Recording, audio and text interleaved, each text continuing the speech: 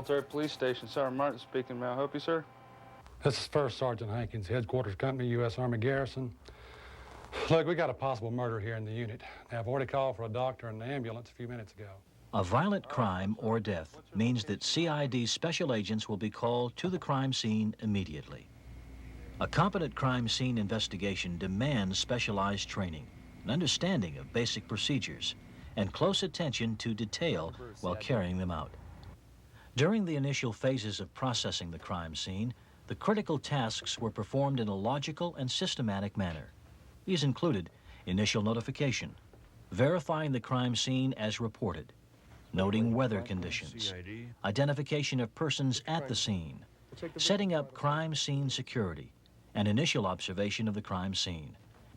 The absence of signs of life were immediately verified and procedures coordinated with the doctor. The scene was photographed and documented in the photo log and sketch. Overall observations were recorded. The crime scene was measured, evidence triangulated, and the data recorded. Evidence was collected, identified, preserved, and accounted for. The body was processed and accompanied to the morgue. And finally, rechecks of the immediate crime scene were conducted until the results were negative. After thoroughly processing the interior crime scene, where Specialist Williams was found, apparently shot to death, CID Special Agents Franklin and Bruce are ready to process beyond the immediate scene. The window could have been used as a possible route by the perpetrator. Right, I'll take the camera and get the floodlight from the vehicle. Good.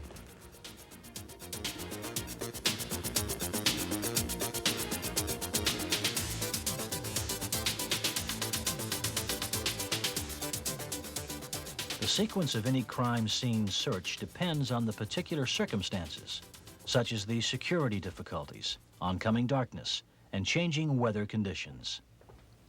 This may require investigators to begin searching beyond the crime scene immediately after rendering aid to injured persons or confirming death and verifying the crime scene. In this case, with security established from the outset and stable weather, the investigators chose to process the interior scene first. But even at night, scene investigators should make every reasonable effort to locate evidence outside. Waiting until daylight may put any evidence found in legal jeopardy. Also, rain, wind, or other natural events could change or destroy evidence. In any case, the investigators will keep the scene secured and conduct their final search during daylight.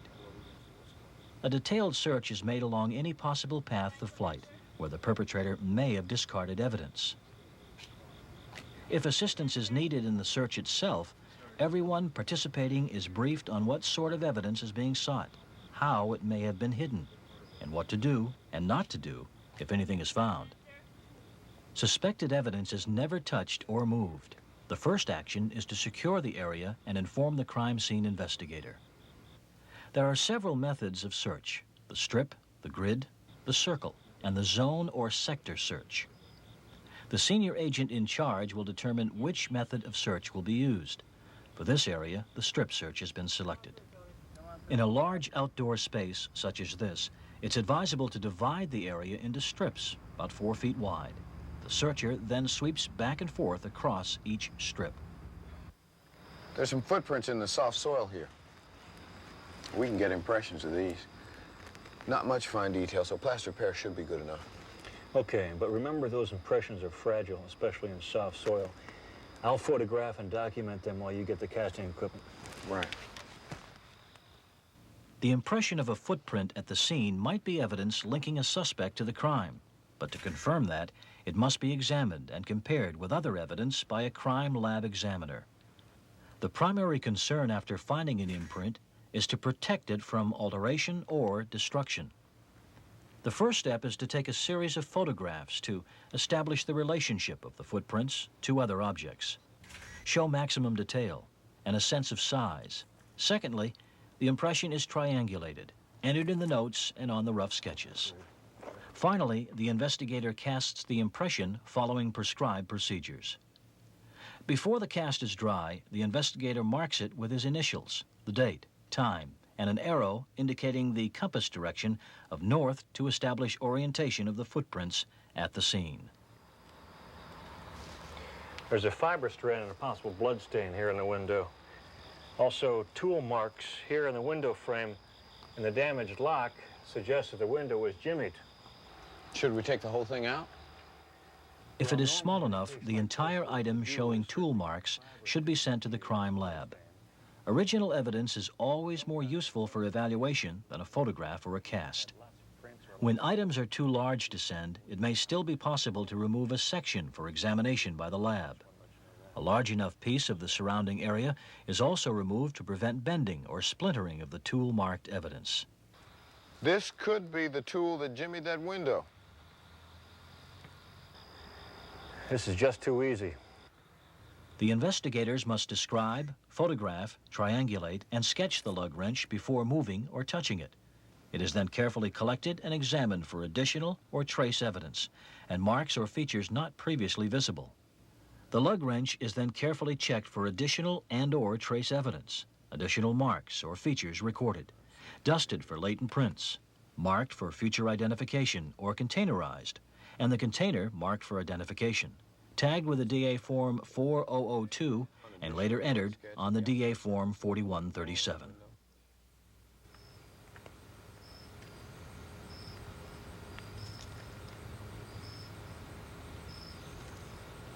Relay to crime scene investigator. I've just located a revolver in the branches of a bush, approximately 10 feet from the sidewalk. That will be just about halfway between your location and the parking lot. Me, please. Spread this just a little Thank bit. you. Just All right, I'm ready. Look out. All right. Better take an evidence shot establishing location, then close-ups with and without the ruler. Enter the data in the photo log, and we'll need a separate rough sketch of the bush and the revolver on the ground. Is it necessary to take measurements and triangulate the revolver since it's fallen from the original position? Well, it is necessary to measure the diameter and height of the bush and fix its location by triangulating from the base edge of the sidewalk here. We can then triangulate the revolver by using the fixed points along the sidewalk and the trunk of the tree. I'll also make a specific entry in the notes explaining how the revolver fell out of the bush. The value of firearms evidence is dependent on its proper recovery and handling by the investigator. Legal and scientific requirements must be observed with particular care. Before picking up a firearm, the position of the hammer should be noted as being down, half-cocked, or fully cocked. Okay, ready to collect the revolver? Yeah.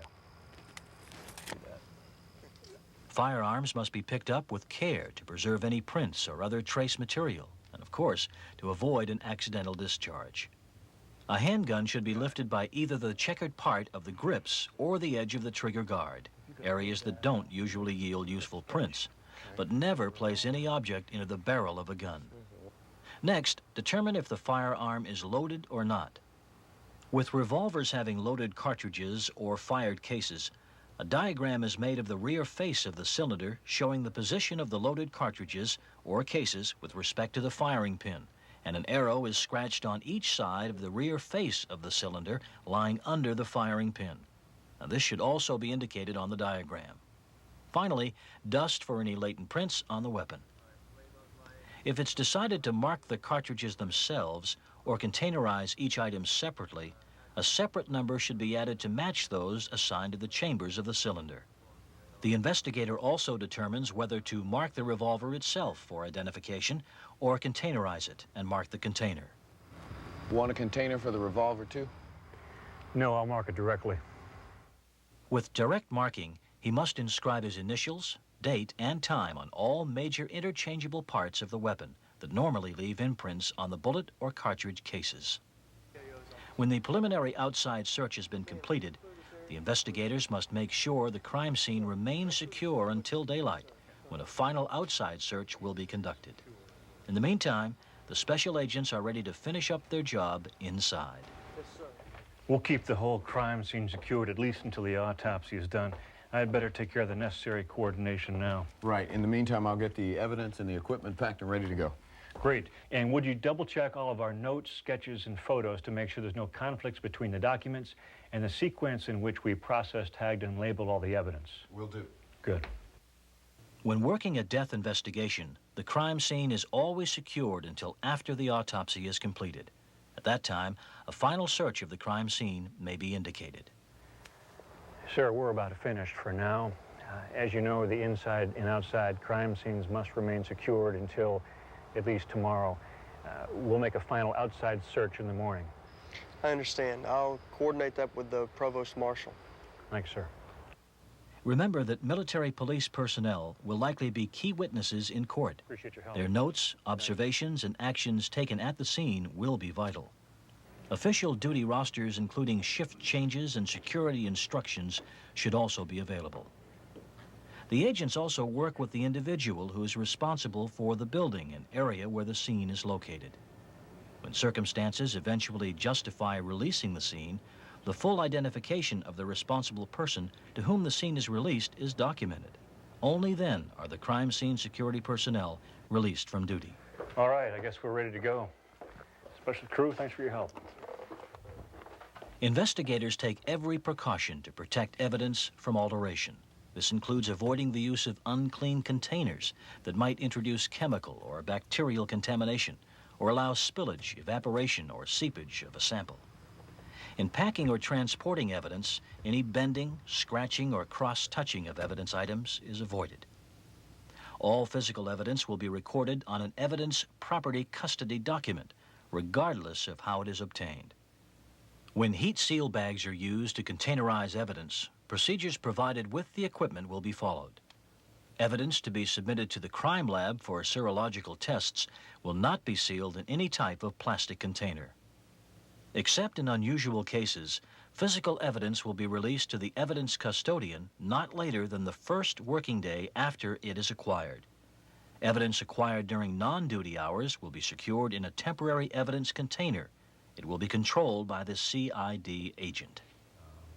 At least one special agent with detailed knowledge of the crime scene must be present to brief the pathologist prior to the autopsy. Polaroid photographs of the crime scene will give the pathologist a better grasp of the overall aspects of the incident.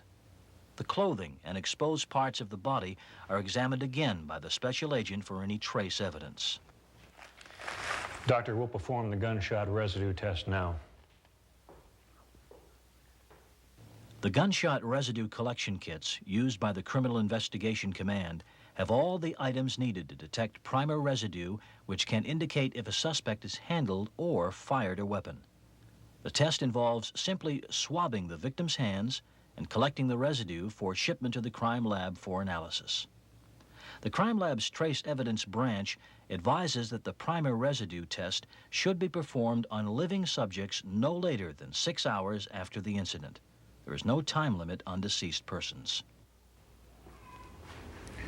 Doctor, we think the bullet's still in the body. All right, let's do the body x-rays. The clothing is then removed. Care is taken to avoid tearing or cutting of clothing items. If a cut must be made, stained areas and points of obvious damage, such as weapon or bullet holes, should remain intact. When garments are wet or bloody, they are laid out flat on a clean sheet of wrapping paper to dry in a ventilated space at room temperature. They should never be shaken out. Dry clothing can be folded, but do not allow stained areas to contact each other. Each item will later be wrapped separately in clean paper and recorded on Form DA 4137. Once the victim is undressed, the body is carefully examined by the pathologist and special agent. Any marks or wounds must be described in the notes. A medical wound chart prepared by the pathologist provides an accurate record. Next, close-up photographs, with and without a measuring device, must be taken of each wound. Doctor, we'll need hair samples from the victim's head, arms, chest, and back of hands, in addition to fingernail scrapings from each finger. Fine. What about blood samples? Right, blood samples as well. We'll take major case prints after you finish the autopsy. Fine. It's important that investigators remain during the autopsy procedure itself. they must take appropriate photographs and make notes on the cause and estimated time of death, the depth and nature of the wounds, and any other contributing factors described by the doctor. The bullet went through his heart, so I would say he died instantly.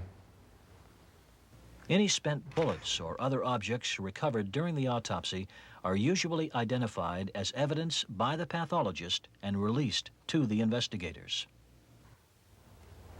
Please record this evidence on your 4137, and we'll need the doctor's signature and the chain of custody when he finishes up. So far, there have been 3 separate DA Form 4137s completed pertaining to the same investigation. One for the crime scene, the one completed when the body was undressed, and this one prepared for evidence received from the pathologist. Any evidence that should be technically examined or analyzed at a crime laboratory should be processed as soon as possible for submission to the supporting U.S. Army Criminal Investigation Laboratory. Physical evidence will be released to the evidence custodian for accountability purposes before it is submitted to a laboratory for analysis. The lab will not make final disposition of any items submitted unless canceled by the contributor. A laboratory report will be prepared for all cases and returned to the requester along with the evidence submitted. I suspected both Backman and Edwards during the early stages, but I never expected a lab report like this. I can understand that. But the physical evidence in the report from the lab not only associates Edwards with the crime, but places him at the scene. I hear you. It goes on. The composition of the fiber strands from the window frame matches Edwards' sweatshirt, and the unique frayed ends of the fiber match the torn area. That makes the tear on the sweatshirt one of a kind. Not to mention the chemistry examiner reporting that the blood stain on the window is type AB. And Edwards is the only person on the case with that blood type. Uh-huh. Plus, the revolver, lug wrench, and the trophy from the shelf all carried good enough ridge characteristics to identify the prints as Edwards. Did the latent prints on the inside of the windowsill belong to Edwards? Right, according to the report. Edwards must have touched the glass as he pulled himself through from outside. And we already know that the revolver wasn't registered with the Provost Marshal's office. But now we have proof that Edwards bought it from a pawn shop 2 months ago.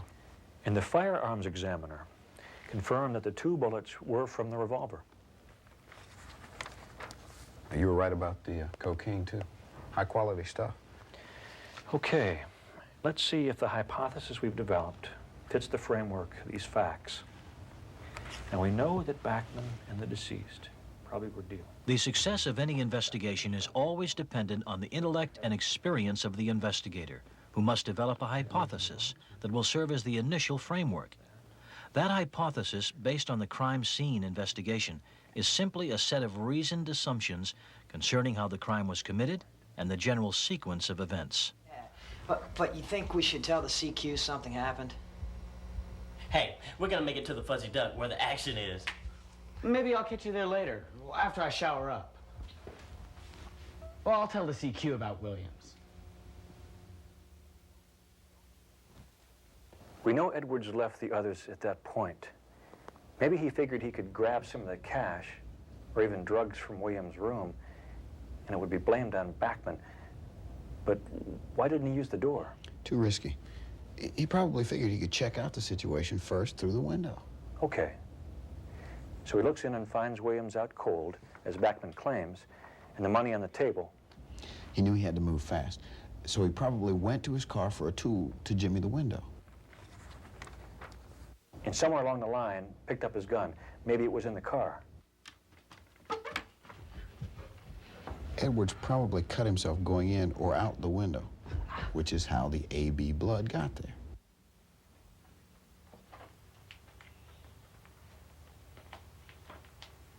Okay. Once inside, he pockets the cash, but instead of just leaving, he must have started to search for drugs or more money stashed in the room. Whatever it was, Williams must have caught him. After that, a lot of things could have happened. The angle of the bullet hole in the wall, the positions of the cartridges, and the fired case in the revolver all indicate that Edwards must have missed with the first shot. Yeah.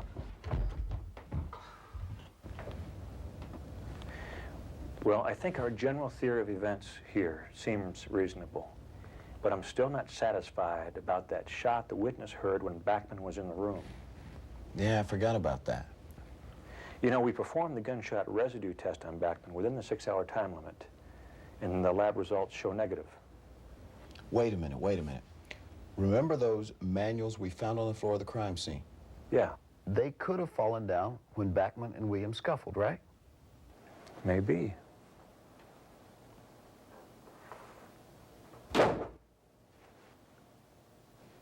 Could be.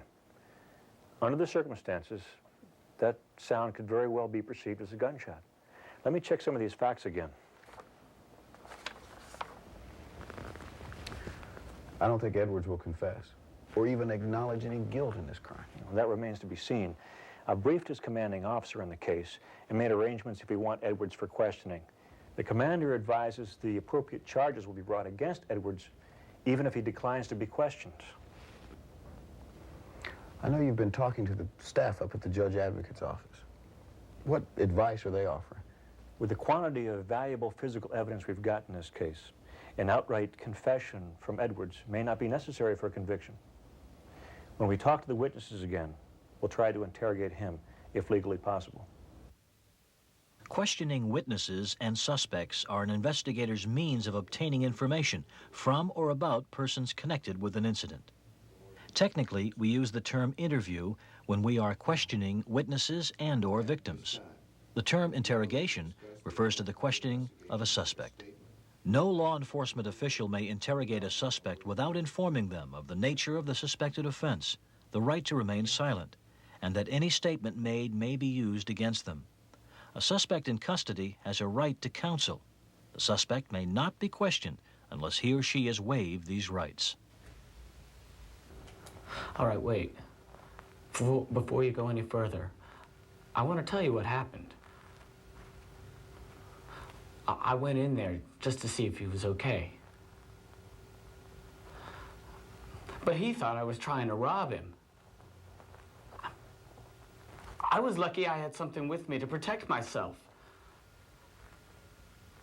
I had to kill him before he killed me.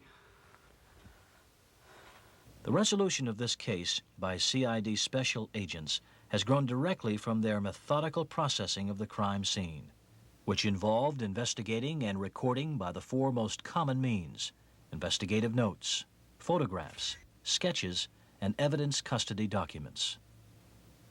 The critical tasks were performed in a logical and systematic manner, including initial notification, verifying the scene, noting weather conditions, identifications and status of persons at the scene, setting up security, and initial observation of the crime scene.